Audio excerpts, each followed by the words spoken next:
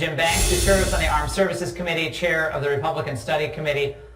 Congressman, whether it's the cemetery housing the unidentified bodies of migrants crossing the Rio Grande or the hot desert, or these stories, I keep wondering, where are all the cries of concern from the left that is happy to have this border wide open?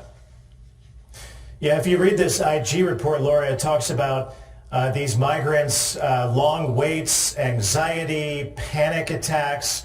But what the administration never talks about is the effect of the open border on the American people. 300 Americans a day dying of fentanyl poisoning because of the open border that Joe Biden has put in place. One more American will die of a fentanyl overdose by your next commercial break because of Joe Biden and the Democrats leaving the border wide open. That is the humanitarian crisis unlike anything that we've ever seen before in American history, and it's hitting Americans worse than anybody. And that's what should outrage every single American heading into this midterm election. Yeah, you bet it. China is poisoning us through the border with Mexico, and our government is allowing it with the open border.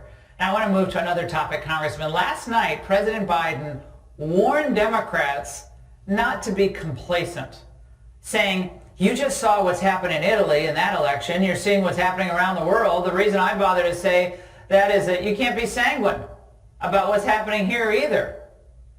Congressman, why does Georgia Maloney scare Biden so much? Why are they so worried about her? And how is that diplomatic after she just won?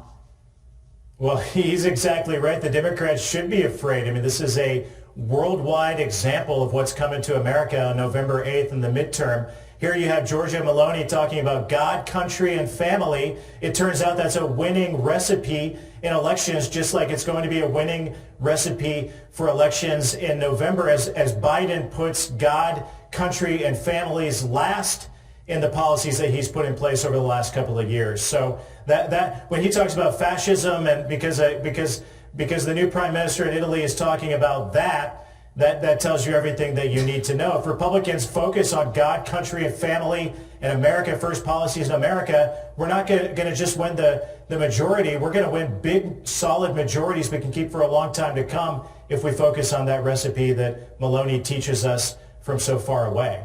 Now, I need to get to one more thing, Congressman. At a House Oversight Committee hearing today, Planned Parenthood had a so-called medical director for primary and trans care. This is what was said.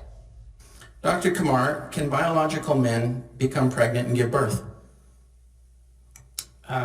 So men can have pregnancies, especially trans men. Congressman, if you vote for Democrats, this is what you are supporting.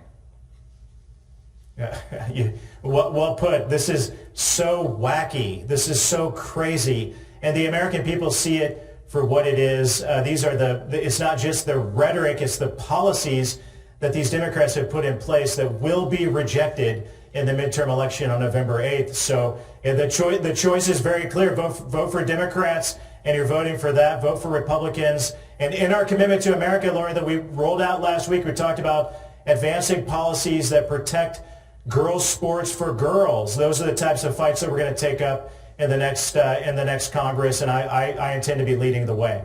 Congressman, we really appreciate it. Great seeing you.